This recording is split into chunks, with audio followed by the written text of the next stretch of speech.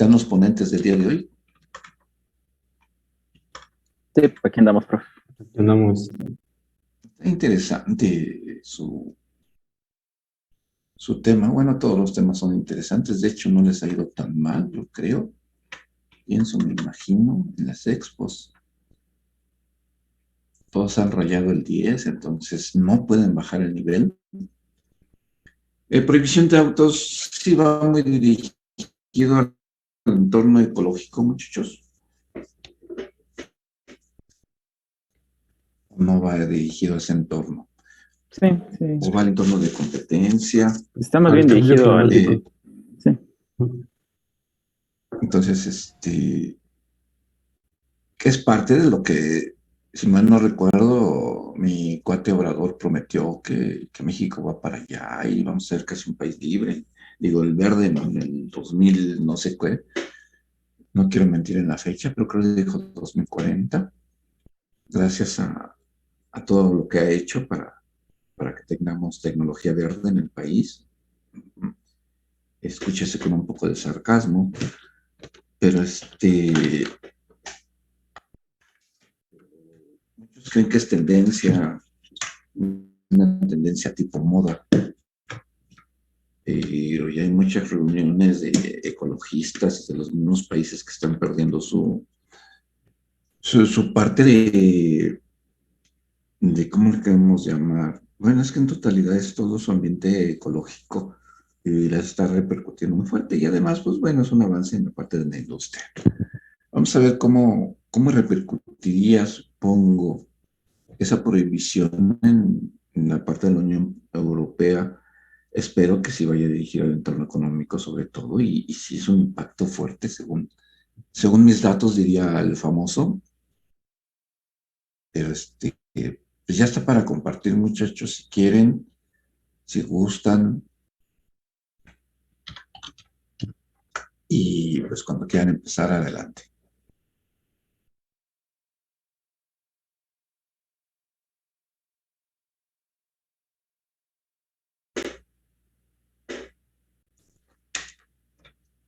Qué bonito lo mira, ya se fue. Sí. A ver. Pues, entonces, buenos días. Nuestros nombres son Emanuel Soperanes. Bueno, yo soy Sergio Iturbide Serrano y mi compañero Emanuel Soperanes Fernández y nosotros les vamos a hablar sobre el impacto de la prohibición de los autos diésel, o más bien de los autos de combustión interna. Bueno, vamos a cubrir nuestro tema en 4 puntos. El primero va a ser la situación, o sea, qué es lo que los llevó a tomar esta decisión en la Unión Europea.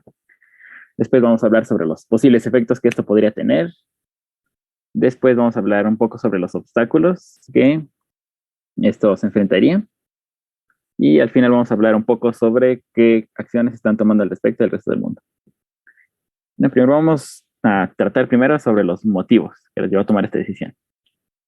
Bien, la propuesta que hizo la la Unión Europea fue una prohibición de todos los automóviles de gasolina y diésel, o más bien llamados autos de combustión interna, a partir del año 2035.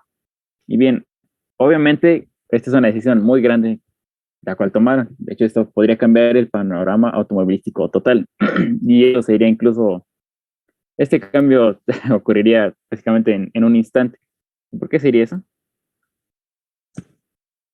Bien, el primero de ellos es por la contaminación. Como bien sabemos, el efecto invernadero es un problema muy prominente en la actualidad. De hecho, aquí tengo las gráficas. Bueno, primero voy a tratar unos datos. El primero es que el 32% de las emisiones de gases de invernadero provienen de los automóviles. Esto viene de la Asociación de Gases de Invernadero de Estados Unidos. Después tenemos que actualmente existen en circulación en todo el mundo 1.8 billones de automóviles de gasolina o diésel.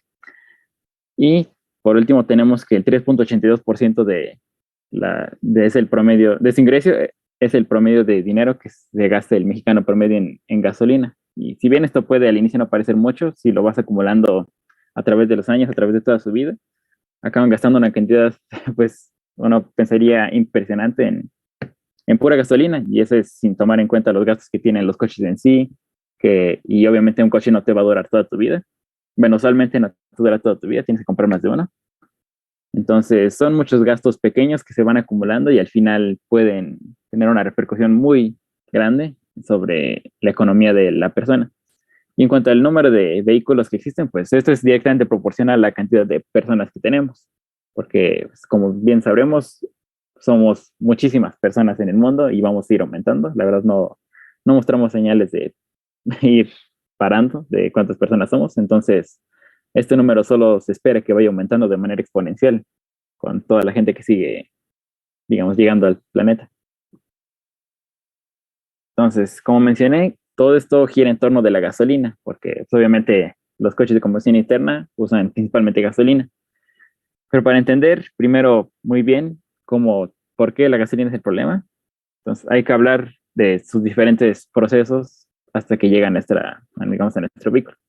Todo empieza en la extracción, que esto ocurre cuando se perfora el subsuelo para extraer el crudo. Eso, bueno, es un proceso muy estandarizado, ahorita ya está, digamos, amaestrado, no hay mucha experimentación que ocurre en esa fase, pero lo que sí ocurre es que en la fase de la extracción, ¿cómo decirlo? Bueno, se lo voy a explicar más adelante, pero es cuando existe quizás las mayores repercusiones al medio ambiente. Después tenemos el refinamiento, en la etapa en la cual se destilan y separan los materiales valiosos para hacerlos útiles, para hacerlos usables en vehículos o en la industria. Y finalmente tenemos la distribución, que ese es el proceso, digamos, más inofensivo, en el cual simplemente se llevan las gasolineras, se envía la gasolina a las fábricas y o gasolineras. Bien, ¿en qué repercute cada fase? Bueno, primero tenemos la extracción del petróleo, que como mencioné es el proceso en el cual se extrae el crudo. Pues bien, primeramente esto daña a los pueblos cercanos, porque el área donde perforan no solo, digamos, lo que perforan no solo afecta a un área específica, sino afecta de manera continua todo un perímetro cerca de eso, ya que se tiene que limpiar bien para evitar que salga, digamos, se perfore en un lado y se haga una grieta en otro. Entonces tienen que, digamos, despejar todo un área muy grande y sobre todo en el mar, que es cuando destruyen ecosistemas enteros durante la excavación, que usualmente los principales afectados son los arrecifes, eh, porque pues, obviamente todo lo extraen del mar principalmente. Entonces, sí tienen que despejar todo el área y eso acaba destruyendo ecosistemas enteros. Bueno, también podemos decir que arruinan los paisajes de muchos lugares. Esto afecta el turismo. Por obvias razones, nadie va a querer ir a un lugar que se ve feo, que está totalmente destruido por compañías petroleras, pero pues aún así lo hacen porque quizás el dinero vale más la pena obtenerlo del petróleo en sí, bueno, de la gasolina en sí, que del turismo. Luego tenemos los derrames, que pues, tristemente son muy comunes. Hay noticias de derrames quizás cada mes, cada 2 meses. Y esos derrames, pues, la verdad, nunca son solucionados. De hecho, se estima que cada derrame, sobre todo los grandes que ocurren en los mares principales, en uno de los 4 mares, se tardan años, incluso décadas en así estar 100% limpios. O sea, es básicamente un proceso que nunca puede ser terminado, por lo que dichos derrames, la verdad, son un golpe a los ecosistemas que nunca puede ser, del cual nunca se pueden recuperar. Y finalmente tenemos que las condiciones de trabajo en las extractoras son pésimas. Tenemos gente que se duerme en el trabajo, sobre todo en las estaciones petroleras que se encuentran en el mar, como pequeñas islitas. Esas tienen así condiciones de trabajo pésimas. La verdad, sí hay gente bien pagada ahí, que principalmente son los ingenieros, que son los encargados de supervisar la obra, pero en cuanto a los trabajadores, esos sí son los que, digamos, sufren todo el puño de las condiciones en las que se enfrentan. Luego tenemos la refinación del petróleo. En esta se consumen toneladas de agua y se gasta mucha electricidad porque es un proceso enteramente químico, como podemos ver en la imagen, en la que digamos, se van aislando las cosas que no se quieren del crudo y se va refinando hasta crear el petróleo que usamos en los coches. Bueno, pues estas toneladas de desperdicio del crudo que no se usan pasan una de dos cosas. La primera es que, como podemos observar en la imagen, simplemente se desechan al aire y obviamente causan una cantidad impresionante de contaminación aérea. Y la otra es liberada a los mares o simplemente a las aguas residuales. bueno, de ahí es donde salen las aguas residuales. Y de nuevo, esto, si bien uno puede pensar que nada más se aíslan en un lado, pues no, usualmente se tiran en ríos, como están cerca del mar, entonces se tiran a ríos que acaban llegando al mar y de igual manera acaban afectando todo un ecosistema.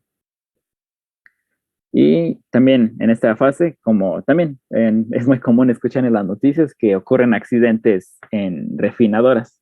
Esto puede ser desde simples, no sé, se abren los compartimientos y se derrama todo los desperdicios, o algo que es incluso más común, los incendios, que aquí como nos ha pasado en México, que las torres de Pemex luego se incendian, o en general simplemente algunas facilidades bueno, fábricas, disculpe, las refinadoras que se incendian. Y cuando se incendia el petróleo es cuando sus emisiones de CO2 son las más altas que pueden ser, ya que sobre todo cuando se está refinando, no solo se quema la gasolina, sino se quema todo lo que está junto a ella al momento de ser refinada. Entonces, sí, es la manera más fácil de contaminar el ambiente cuando se quema. Y finalmente tenemos la distribución del petróleo. Bueno, pues esto quizás no tiene tantas repercusiones ambientales fuera de las que ocurren por el simple hecho de transportarla, los, de los gases de invernadero que salen de los coches en sí que las transportan. Pero lo que sí ocurre es el huachicoleo, el famoso huachicoleo que ocurre bueno, que según ya no ocurre, pero sí sigue ocurriendo aquí en México.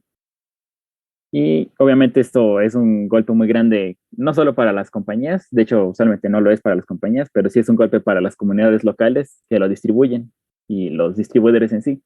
Esos son los que más sufren los impactos económicos del huachicoleo, ya que gracias a ellos los precios fluctúan de manera muy volátil. Cuando ocurre, digamos, cuando es en temporada de robos, es cuando el precio se dispara, como vimos hace tiempo. O incluso sin el huachicoleo, también los precios fluctúan de manera natural. Igual como vimos al inicio de la pandemia, que se disparó los precios del crudo y se fueron para abajo y la verdad se volvió algo muy barato a pesar de que es algo tan requerido. Entonces, las distribuidoras son usualmente las que sufren todo el impacto económico de la volatilidad del petróleo.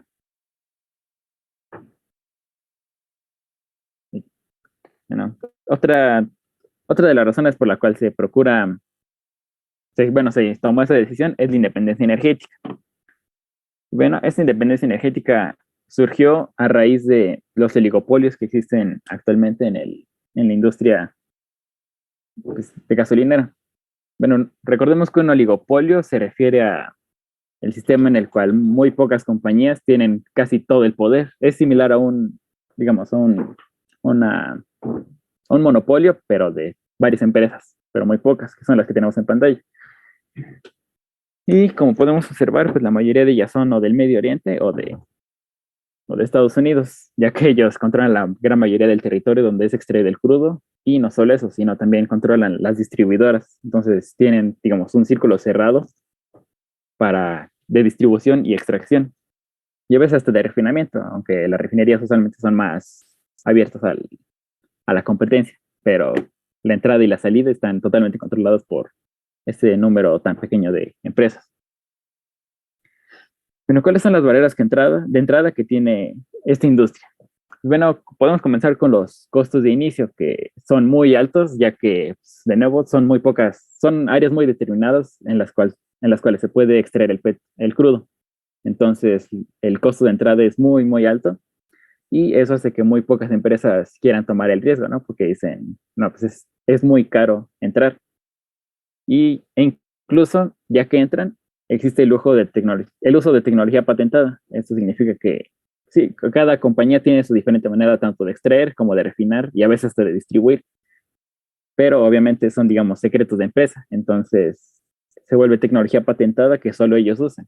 Entonces, incluso las compañías que deciden entrar, que deciden unirse al juego, estas están en desventaja desde el inicio, ya que no poseen esas tecnologías y tienen que dedicarle incluso más recursos a la investigación y desarrollo de nuevas tecnologías para así quiera estar a la par de sus oponentes. Luego tenemos los altos costos operativos fijos, y estos hacen que las empresas con capital inicial desconfíen. O sea, no solo es caro entrar, sino también es caro siquiera operar dentro de la empresa, porque de nuevo los que tienen control sobre las zonas donde se extrae el crudo, usualmente cobran muchos impuestos y obviamente las empresas, si quiera que sí entran, obviamente ya no pueden seguir por mucho tiempo, ya que es muy caro lo que se cobra por siquiera extraer el petróleo y eso es sin tomar en cuenta lo que cuesta extraerlo, distribuirlo y refinarlo. Y finalmente tenemos las simples leyes que existen en los gobiernos locales y extranjeros.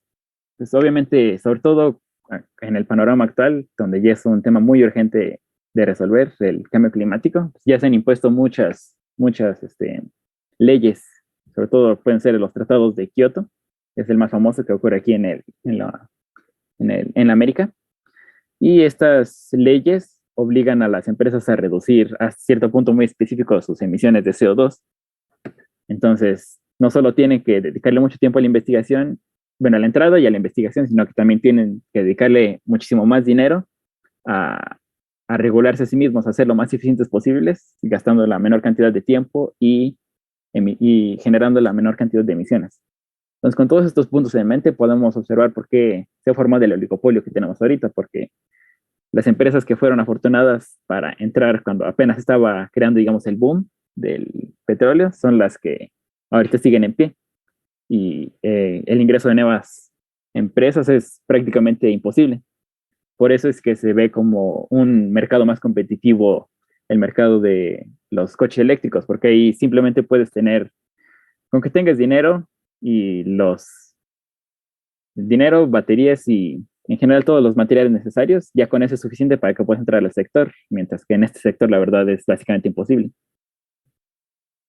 Luego, por último, tenemos las mejoras de salud que pueden ocurrir a raíz de dejar el negocio del petróleo. Primero hay que hablar un poco sobre los contenidos dañinos de la gasolina, porque al ser quemada no solo, bueno, quema diferentes tipos de gases y de elementos. Primero tenemos el monóxido de carbono. Esto ocasiona carboxhemoglobina en la sangre. Estos son, digamos, como pequeños, digamos, bolsas de aire que se generan en la sangre. Y esto ocasiona graves problemas respiratorios y si se sigue sin tratar, usualmente lleva a la muerte. Y como el monóxido de carbono es de los más fáciles de los que más sale de manera prominente en procesos de refinamiento, muchos trabajadores son los que sufren de envenenamiento por monóxido de carbono. Luego tenemos el smog, que es el que experimentamos, bueno, el que respiramos todos los ciudadanos al simplemente manejar un coche o estar al lado de un coche. El smog en cantidades pequeñas no es tan dañino, pero cuando es de manera continua, como los que vivimos en la ciudad, puede ocasionar una inflamación de vías respiratorias, que es lo más común que pasa cuando se nos irrita la garganta por el simple hecho de, digamos, ir en el camión. Eso ocurre por el smog. Luego tenemos los óxidos de nitrógeno, que actúan de manera similar al smog, solo que son más severos si se respiran en cantidades, digamos, más numerosas. Y estos nos ocasionan quemaduras en la garganta y las vías respiratorias. Luego tenemos los dióxidos de sulfuro. Estos son, digamos, sacados de manera más rara, o sea, no, las cantidades son muy minúsculas, pero de nuevo, cuando uno vive en la ciudad, a pesar de que sea poquito, uno los experimenta muy seguido. Y estos ocasionan irritación ocular y también inflamación de vías respiratorias.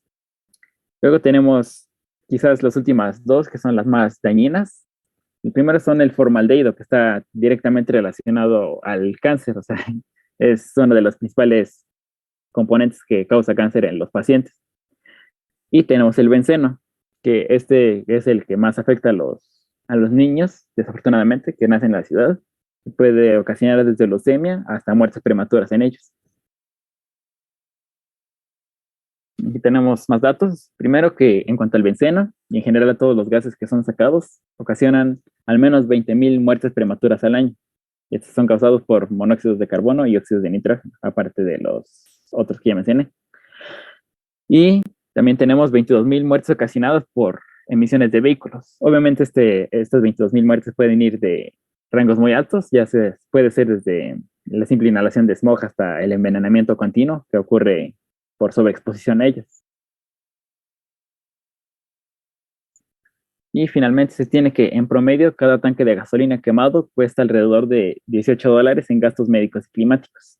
Obviamente esto puede ser de una simple visita al médico hasta el impuesto que se retira para que sea destinado a bueno, a los planes ecológicos que se tienen en diferentes países. Este promedio es de Estados Unidos, el de México no está disponible públicamente, pero con eso nos podemos dar una idea de más o menos cuánto sería aquí en México. Quizás sea menos porque actualmente hay menos, vaya menos, ¿cómo se diría? Leyes o impuestos que se nos apliquen para que sean dedicados al ambiente ecológico, pero quizás la cantidad no sea no haya tantas discrepancias en la cantidad. Luego les voy a hablar de los posibles efectos que tendría, digamos, este nuevo futuro energético. Parece que hacernos la pregunta, ¿qué pasaría si dejáramos de usar gasolina, digamos, en ese instante? Bueno, igual y no en ese instante, pero sí en el futuro cercano. Pues bien, para entender este escenario, primero hay que hablar de los gases invernadero y cómo quizás no son tan malos como se parece, ya que, como podemos ver aquí en el diagrama, el dióxido de carbono conforma el 65% de los gases invernadero que son sacados a la atmósfera cada año. Pues bien, si bien son muy dañinos en exceso como todo, pues son un mal necesario actualmente, ya que sin ellos la temperatura promedio de la Tierra bajaría a menos 18 grados. Eso es más de 30, creo que son 36 grados menos del que está actualmente. Y esto ocurriría por el simple hecho de que la Tierra se ha adaptado. Ya llevamos desde la revolución industrial aumentando continuamente las emisiones de gases de efecto invernadero. Entonces, simplemente cortarlos digamos, en un par de años ocasionaría, digamos, quizás más efectos negativos que positivos, ya que arruinaríamos el balance, digamos, que tiene la Tierra actualmente. Entonces, con esto en mente, hay que hacer una distinción muy importante entre detener las emisiones de gas de invernadero y reducir a cero las emisiones de gas de invernadero, que si bien suenan muy similares, no son lo mismo. Primero hablemos de qué pasaría si dejáramos de producir dióxido de carbono, pero no removemos el que ya existe en la atmósfera, porque cuando los efectos de invernadero se quedan en la atmósfera, y ahí es donde hacen, digamos, el mayor daño. Entonces, ¿qué pasaría? Pues naturalmente la Tierra y el mar son las encargadas de absorber parte del dióxido de carbono, solo que las cantidades que tenemos ahorita son tan exageradas que obviamente no alcanzan para absorberlas todas. Entonces, el que no se ha absorbido se quedaría en la atmósfera de 300 a 1000 años. Es un estimado muy grande, pero lo mínimo que se pueden quedar son 300 años. Entonces, lo que ocurriría sería que el mar seguiría calentándose con estos residuos que queden hasta llegar a un equilibrio radioactivo. Lo que es un equilibrio radioactivo se refiere a el balance que existe entre la temperatura de la Tierra y su atmósfera. Entonces, el mar seguiría calentando hasta que esté, digamos, en balance con la temperatura que existe en la atmósfera y, digamos, no ocurriría un aumento de temperatura, simplemente se iría ajustando hasta que esté a un equilibrio saludable y ahí es cuando llegaremos a la temperatura global más estable posible. O sea que quizás no sea tan malo simplemente no remover el dióxido de carbono que existe. Es mejor idea dejarlo ahí donde está. Pero tenemos por el otro lado, ¿qué pasaría si reducimos a cero las emisiones de carbono? Pues de nuevo, obviamente la tierra y el mar están bueno, aquí se me olvidó cambiarlo. Pero lo que ocurriría sería que obviamente es más dañino para el ambiente, ya que como podemos ver en la gráfica de ahí, reducir así, digamos, inmediatamente de un día para otro las emisiones de dióxido de carbono no sería no bajaría en picada, solo ocurriría eso si de plano reducimos a cero absolutamente todas las emisiones de dióxido de carbono. Pero esto es muy difícil ya que no solo son emitidas por coches, sino que también son emitidas por aerosoles, por otras fábricas que siquiera no usan gasolina. Entonces, reducir así absolutamente a cero no solo depende de la industria automovilística. Entonces, si solo se hace en la industria automovilística, lo que ocurriría es que seguiría subiendo en la temperatura global, ya que cuando simplemente se reducen una parte de las emisiones y aparte se quitan las de la atmósfera, la Tierra, bueno, el mar no puede ayudar a que se llegue a ese equilibrio radiactivo, entonces seguiría subiendo la temperatura y obviamente esto no detendría el derretimiento de polos, que es uno de los efectos secundarios del calentamiento global que más intenta prevenir. Entonces sería más contraintuitivo quitarla de la atmósfera y aparte dejar de producir. Bueno, también tenemos que en el Reino Unido, que bueno, cuando se anunció esta ley sí entraba, pero después del Brexit ya no entra, pero en ella se estima que el nuevo decreto hubiera reducido solo un 12% de emisiones de CO2, que viendo la perspectiva, si bien es una cantidad buena, pues podría ser mejor. Entonces, ¿por qué no es más grande el cambio? Pues bien, la respuesta a esto gira en torno a las baterías que usan los coches, que es el problema más grande que se tienen que afrontar los que fabrican este tipo de coches, ya que la producción de baterías es muchísimo más dañina para el ambiente que la producción de vehículos de combustión interna. Esto se debe a muchos factores, pero el principal puede ser el litio, ya que es un mineral y como cualquier buen mineral, su proceso de extracción consume muchísima agua y muchísimo recurso en general. Y no solo eso, sino también arrasa con gran parte de las poblaciones locales. Por ejemplo, tenemos también estos datos, que en promedio para fabricar un coche eléctrico mediano se necesitan 17 toneladas métricas de dióxido de carbono, mientras que para fabricar un coche de combustión interna mediano se necesitan solo 7. Bien, la mayoría de esos recursos, obviamente, como mencioné, son por todos los minerales que son necesarios para construir una batería, que al tener tantos minerales, pues obviamente duplica, bueno, aumenta por 10 toneladas los recursos necesarios para ser fabricado. Luego, entre otras partes del litio, también tenemos que es extraído del dichoso triángulo del litio, que es un área, como ese nombre, triangular, entre Chile, Bolivia y Argentina, en el cual se encuentran grandes yacimientos de sal. Y en esos yacimientos los trabajadores deben de perforar dicha superficie para llegar a la salmuera, y de ahí se extrae el litio. Este proceso, como mencioné, no solo, digamos, es dañino por la maquinaria que se usa y los daños que se hacen al ecosistema, sino porque también deben de ir lavando para que se vaya reduciendo el nivel con agua. Y esa agua usualmente se vuelve agua negra y se va directamente a las poblaciones locales, que esto daña mucho su agricultura y obviamente también daña el turismo al hacer que se vean tan feas las poblaciones locales. Bueno, también tenemos otro mineral. Bueno, el litio solo conforma el 6% de la batería de un coche. La verdad, son muchísimos minerales los que son usados en su fábrica. También tenemos el cobalto, pero este no tiene tantas repercusiones ecológicas como el litio, pero lo que sí tiene es un dilema ético muy controversial, ya que en la gran mayoría de minas de cobalto se usa trabajo infantil en condiciones muy deplorables, ya que la mayoría de las minas de cobalto se encuentran en lugares como África, donde la verdad las leyes para los trabajadores infantiles, en general para los trabajadores, son pésimas. Entonces ocurren muchos dilemas éticos de dónde más se puede sacar el cobalto, ya que todo se encuentra en esas zonas donde es muy fácil aprovecharse de los niños y de los trabajadores en sí. Luego tenemos el problema del reciclaje, ya que las baterías sí pueden ser recicladas, pero el proceso ahorita, y se estima incluso que dentro de 5 años, va a seguir siendo muy lento y costoso para ser considerado eficiente, ya que pues, se tiene que, digamos, despejar todo lo ya usado de la batería, y esto es muy costoso.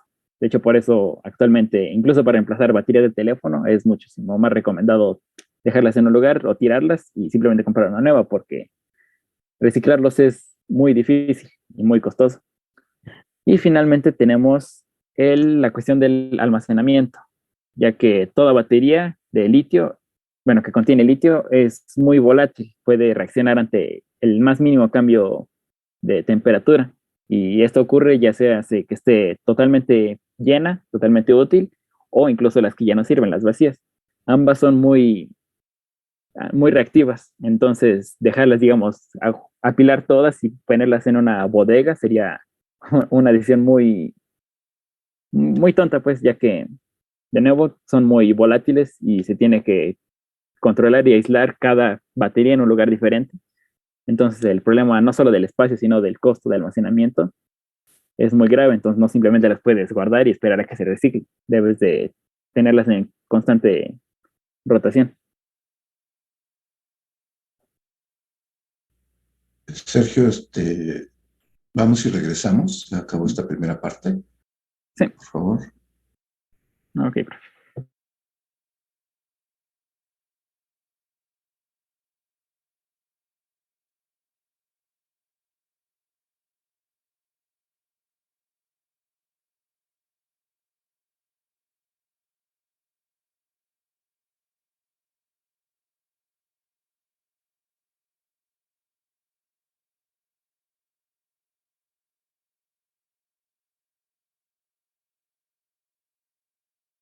Muy lejano. A lo mejor lo vemos que está fuera de mi jurisdicción, que nunca me voy a enfrentar a eso. Y ya Sergio empezó a tocar las baterías tan solo, ¿no? Todas las baterías que están presentes en la mayoría de los dispositivos electrónicos actuales. Y que de una u otra manera ayudan a la contaminación. Yo espero que les esté interesando, véanlo. Es parte de lo que ustedes van a participar ya como generación. Y me voy a ver muy, muy clásico y a lo mejor, porque ustedes son digo a lo mejor porque son la generación que no quieren tener hijos. A lo mejor sus hijos también la van a padecer y los hijos de sus hijos y no más. O sea, yo creo que quien lo va a padecer mucho son sus hijos y ustedes propios, toda esta parte del calentamiento global y todos los cambios que se van a ir haciendo precisamente para evitar esto. Espérenos de tiempo, al final voy a tratar de pasar un video.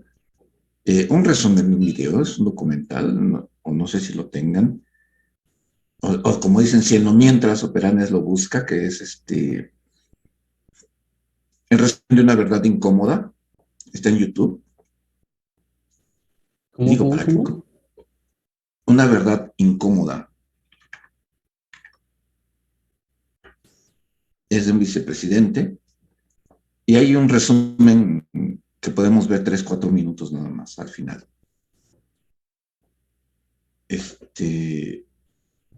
Pero sí, lejos ya de lo que puede ser este momento de clase, a lo mejor para algunos un desahogo, para otros una aburrición, para otros ya que chequen estos datos, son muy importantes y se va a venir mucho, insisto, a la mejor de moda, porque estamos muy acostumbrados a verlo como una moda, pero es una realidad muy, muy cruel, ¿sale? Ya dejé para compartir Sergio, no sé si se pueda, sí. Sí. Y pues, adelante.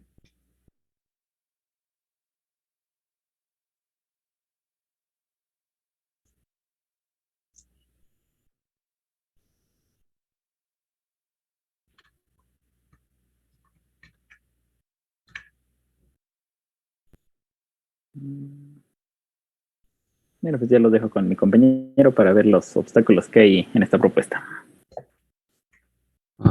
Buenos días, yo soy Emanuel y yo les voy a explicar los obstáculos y el resto del mundo, como vamos a ver en las siguientes diapositivas. Bien, para empezar, en el 2020 y el 2021, a raíz del COVID-19, hemos estado encerrados y esto ocasionó que el mundo se separó y a raíz de esto hemos, en cierta forma, generado atención a otros problemas, ya sea ambientales o sociales que nosotros como sociedad tenemos. Y bien, eh, los autos, bueno, el cambio climático es uno de estos asuntos que tuvo más interés a raíz de la pandemia. Y es por eso que los coches eléctricos y la movilidad alternativa pasará a la historia en estos años, a pesar de toda la situación. Y es en estos años en donde el producto tomó madurez. Y bien, el factor uno que vamos a estar comentando como, ¿cómo se dice? Como obstáculo es el precio de adquisición. Es aquí donde encontraremos el mayor obstáculo probablemente para la mayoría de los consumidores y tal vez el que nos lleve más tiempo solventar, ya que no está simplemente relacionado con el uso de los autos eléctricos, sino más bien con la calidad de vida de todos los ciudadanos de cada país. Y bueno, esto está basado en un estudio de Castrol que tuvo lugar en Estados Unidos, Reino Unido, Noruega, India y Japón, y se entrevistó a 9.000 consumidores, 750 responsables de flotas y 30 representantes de marcas. Bien, entre todos estos 8 países, el precio medio de los autos eléctricos rondaba los 860,000 pesos. Y aquí es donde tenemos el problema, ¿no? ¿Quién en este momento se puede permitir comprar un auto de 860,000 pesos? Bien, claro, esto, como toda nueva tecnología, hasta que no se normalice su producción en masa, es cuando el precio cae con el grueso del mercado de demanda, por lo que es cuestión de tiempo que estas dos líneas converjan. La siguiente, por favor. Bien, el segundo factor que tenemos es el tiempo de carga.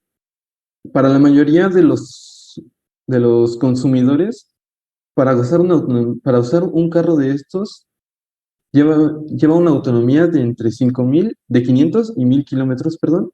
Es una cosa que en comparación a los autos de combustión no tiene punto de comparación de momento, ya que los autos de combustión tienen una autonomía mayor a 1,200 kilómetros, por lo que hay como una brecha bastante grande. Bueno, y en este estudio Castrol nos reveló que el tiempo medio de carga para una carga aceptable es de 31 minutos aproximadamente. Este es otro problema, ya que nosotros normalmente si queremos llenar de gasolina nuestro carro, manejamos a una de estas gasolineras que se encuentran en cualquier lado y nos tomaría que unos 5 minutos a lo mucho, contando las filas, llenar nuestro carro del combustible. En cambio, 31 minutos cambiaría bastante la forma de vivir de muchas personas, ya que tendríamos que destinar 31 minutos para cargar nuestros autos. Y también esto nos lleva a otro problema, ya que va relacionado con el factor anterior.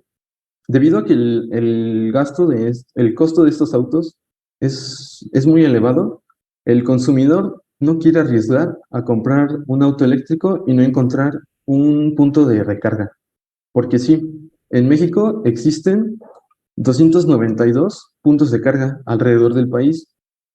Esto, a comparación de las gasolineras, es insignificante. Y bien, en Ciudad de México, buscando en internet, encontramos unos 52 puntos de recarga, cosa que probablemente, y viendo su distribución, está bastante bien. Sin embargo, en el Estado de México solo encontramos 4 puntos de carga. Y aquí es a donde voy. ¿Alguno de ustedes ha visto algún punto de carga? Bien, yo les contesto. Hace algunos años, mi mamá trabajaba en Parque Hundido y afuera de las oficinas había un parque, bueno, como tal, ¿no? Y ahí, ¿cómo decirlo? Alrededor de las calles hay unos stands de la CFE en donde te permiten ya sea cargar tu auto eléctrico por 30 minutos, más o menos una carga media, y también tu teléfono celular. Pero aquí es un problema, ya que aquí simplemente nosotros nos estamos haciendo el daño, ya porque, pues, como estamos en México, se utilizan esos espacios para estacionar carros que van a ir, no sé, a algunas oficinas aledañas o simplemente buscan un lugar donde estacionarse, lo que impide que algunos autos puedan hacer uso de estas estaciones. Y aquí es donde podríamos seguir el ejemplo del gobierno de Bélgica, ya que han propuesto una legislación que obligará a los países a instalar puntos de recarga públicos a lo largo de las principales carreteras entre una distancia de 60 kilómetros, esto para 2025, ya que se proyecta que la compra y el uso de los vehículos eléctricos crezca a 3.5 millones para 2030 y que esta cifra aumente hasta los 16 2.3 millones en 2050. Y bueno, siguiente, por favor. Bien, el tercer factor es la autonomía. Está relacionado con el anterior, como todos, ¿no?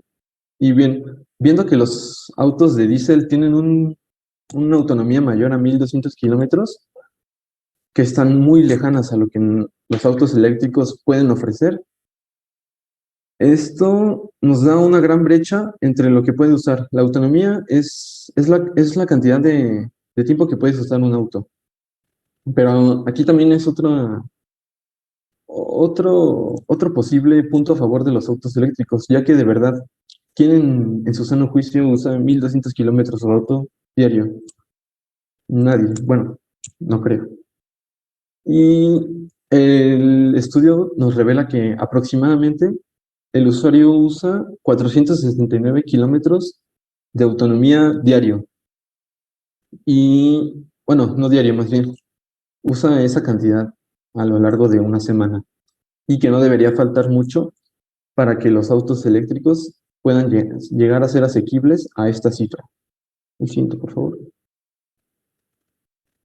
Bien, los puntos de recarga. El 70% de los encuestados piensa que hasta que no se normalicen estos puntos de recarga, tanto como las gasolineras, no considerarían seriamente comprar un auto. Y bueno, tenemos también que el 64% que consideraría comprar un carro eléctrico se lo va a permitir cuando estos no afecten sus hábitos de vida. Es aquí a donde vamos. Destinar 31 minutos de tu día para simplemente cargar tu auto es un problema que, que se tiene que solucionar y han habido algunas propuestas, por ejemplo, el hecho de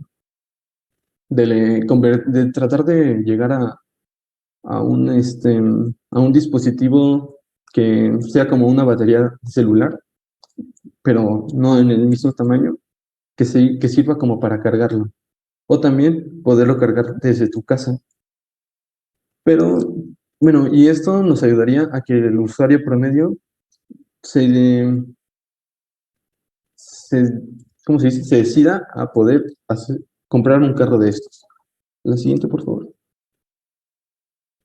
Y bien, llegamos al quinto y último factor. Este probablemente es el factor menos problemático, debido a que esto, eh, estos modelos que aún están a la venta de autos eléctricos son muy limitados. Pero si tenemos en cuenta que este mercado ha estado teniendo un crecimiento exponencial, la variedad de modelos que podrán salir a la luz en los próximos años, pues aumentará a probablemente un 54%, ya que, bueno, más bien, aumentará una cantidad que no podemos definir debido a que todavía no, las marcas están decididas a convertir sus autos a eléctricos. Y bien, el 54% de los encuestados, ahí sí va el 54%, consideraría más un coche eléctrico si su opción de motor estuviera disponible en una versión eléctrica. Este es un problema insignificante porque si al final de cuentas quieres comprar un auto eléctrico, no lo haces simplemente porque te guste, lo haces para cuidar el medio ambiente. Entonces, no creo que este sea uno de los factores mm, más importantes, pero cabe mencionar que hay ciertas personas que sí se guían por la estética del auto en vez de por el cambio que se puede hacer. La siguiente, por favor. Y bien, para terminar, tenemos cómo han estado viendo el resto del mundo, bueno, más bien las compañías de autos del resto del mundo, estos cambios. Y para comenzar, tenemos con Volkswagen.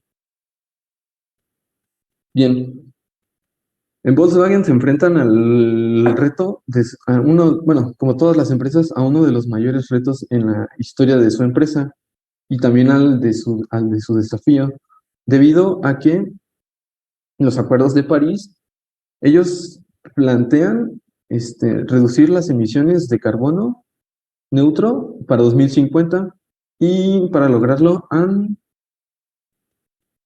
definido ciertas estrategias que quieren llegar a hacer. Por ejemplo, ellos iniciaron desarrollando el modelo Volkswagen ID.3, que es 100% eléctrico. Es el primer Volkswagen de la historia que también, bueno, que además de tener un balance de carbono neutro, entrega, bueno, perdón, una disculpa, es que estoy nervioso. El ID.3 es el primer modelo de Volkswagen que se, que se, que se crea con un balance de carbono neutro y que además produce balance de carbono neutro. Eso significa que tanto en su producción como en su uso no genera carbono. Y bueno, para la producción de este Volkswagen depende de la eficiencia energética y del uso de la energía verde. Esta, están apoyando más bien la creación de plantas 100% sostenibles basadas en el uso de energía hidráulica y energía solar. Y bueno, aquí es en donde tenemos uno de los puntos que podría solucionar los obstáculos, ya que es una unidad híbrida enchufable, lo que podría ayudar a que su uso, bueno, más bien su carga, sea desde el hogar.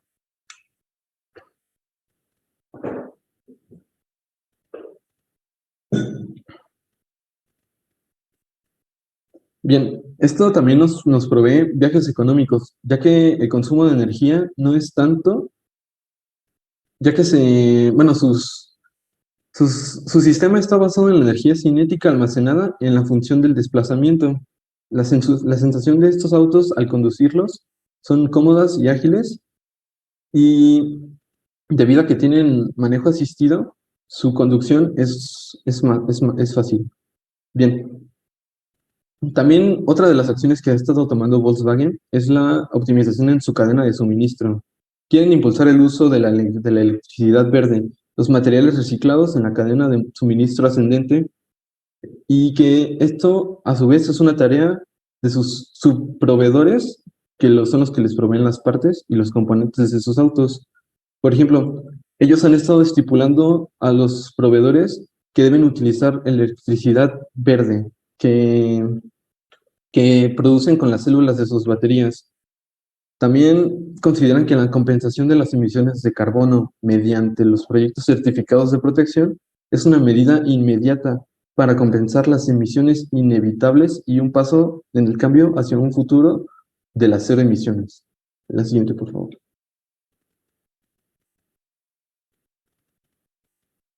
Bien, para la siguiente marca tenemos a Stellantis, que es un grupo de varias marcas de autos. Y bien, ellos han estado desarrollando un parque fotovoltaico en la factoría de Figu- Figuerales, más bien. Y consta de 19.200 paneles solares sobre una superficie de, si no mal recuerdo, 87.000 metros cuadrados. Con esto han logrado tener un rendimiento de 8.64 kilowatts por segundo. Bueno, kilowatts más bien. Y bueno, esta planta que ellos han estado diseñando, ah, han logrado suministrar un 15% del consumo anual de su planta. Está basado en la energía solar y ha corrido a cargo de la compañía Prosolia Energy, que ha más bien realizado una inversión de 4.2 millones sobre esta planta. Esta planta inició en 2020 y ya está operando la fábrica, lo que acerca a esta planta como una Green Factory, que es el modelo que se quisiera lograr para todas las empresas. Y bueno, ¿esto cómo nos ayuda? Probablemente sea una de las pioneras en lograr hacer una planta 100% verde, con una menor cantidad de emisiones en la fabricación de los vehículos, que acoge toda un área que en este caso es la ciudad de Zaragoza. incluye, bueno, más bien, bueno, y ellos mismos están planeando, ¿cómo se dice? Abrir una nueva planta en Vigo, que es una ciudad igual de España. Este plazo es parte de un ambicioso plan de reducción de emisiones a corto y a medio plazo. El autoconsumo está basado en energía solar y también es parte fundamental de este proyecto. Y bueno, en este parque se instalará un parque fotovoltaico que llevará dos fases. La primera se va a realizar en 2022, firmará los 8 megavatios de potencia y la segunda será de 7 megavatios y se llevará a cabo en 2023. Estas instalaciones en conjunto supondrán una potencia total de 15 megavatios cuando estén operativas. Y bueno, esto acogerá el 17% del suministro eléctrico de la fábrica. Y bien, en otras acciones que han tomado esta compañía, han aplicado un tratamiento matemático en el secado de la pintura y ayudará a mejorar la eficiencia en el gasto de energía de la planta. Y también está previsto un sistema de recuperación de calor que, que estará aplicado en la soldadura, en la compresión de aire o en la pintura electrolítica para que se aproveche esta energía gastada en otros procesos de fabricación. Y bueno, por último, se espera que la fábrica acoja el hidrógeno verde como fuente energética, que irá sustituyendo poco a poco el gas natural. Bueno, hoy en día la planta suministra una gestión de residuos asegurado que en 2020 la valoración suba un 100%. Esto atraerá a inversionistas para que sigan para que sigan dando dinero en el uso para la investigación y para la investigación para la investigación. La siguiente, por favor. Bien, tenemos a los autos BMW. Bien, BMW ha estado planeando sacar una gama de SUV, que es es un modelo de auto que brilla, bueno, ellos describen que brilla con luz propia por encima del resto, que es evidente que este tipo de modelos, también denominados todo camino, son los favoritos de las empresas, de las personas normales y de las pymes. Estos autos suelen ser los mejores y los más solicitados, y son los que han estado volviendo a la energía eléctrica. Son vehículos versátiles, son cómodos, son amplios y tienen una gran capacidad de carga. Y bueno, ellos aseguran que transmiten estatus y deportividad. ¿Por qué son deseados estos autos? Los clientes buscan una serie de características específicas a la hora de desencantarse por un auto en particular. Quieren que sea un auto que les sirva, que sea amplio, cómodo y que tenga facilidad de carga. Bien, algunas variantes de estos autos son los BMW X1 hasta el X7, cada uno aumentando componentes. Y bueno, les voy a leer algunas cosas que tienen estos autos.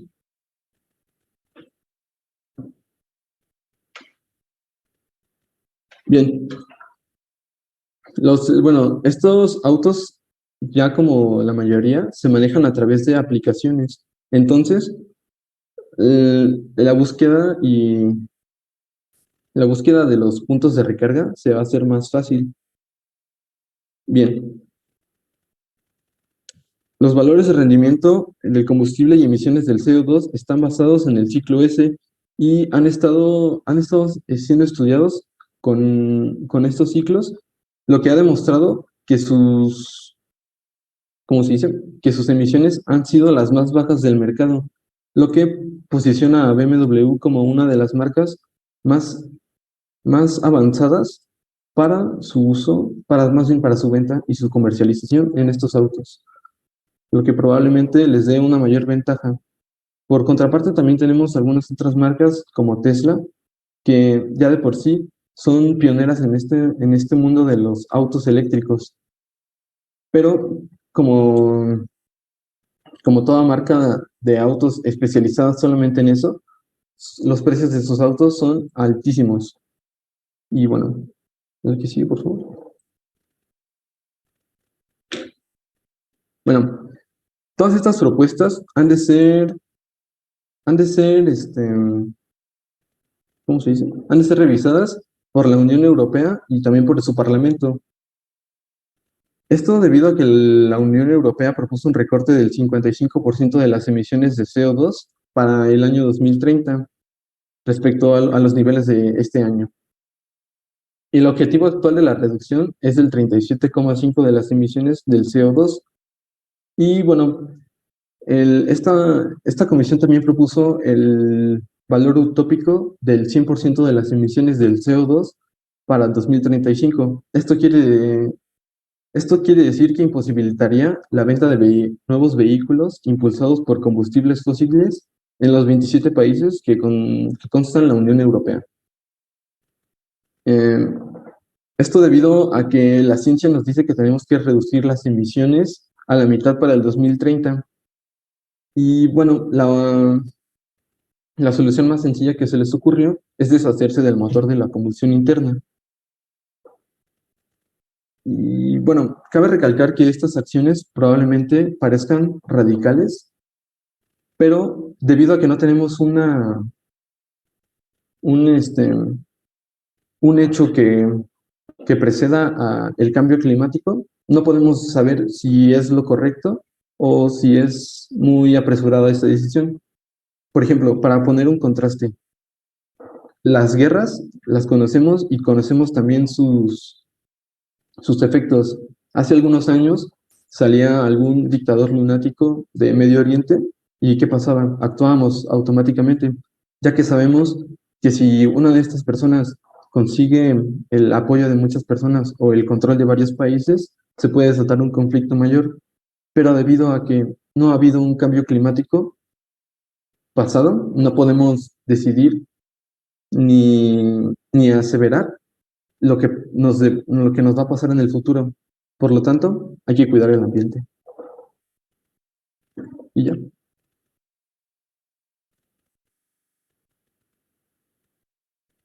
Bueno, eso ya lo dije. Los autos han aumentado. Y ya. Buena reflexión. Cuídense. Hay muchos datos que nos acaban de compartir y son muy interesantes. De hecho, a lo mejor el video los aburre. Entonces, es así como que la confirmación de lo que estamos viendo. Aún así,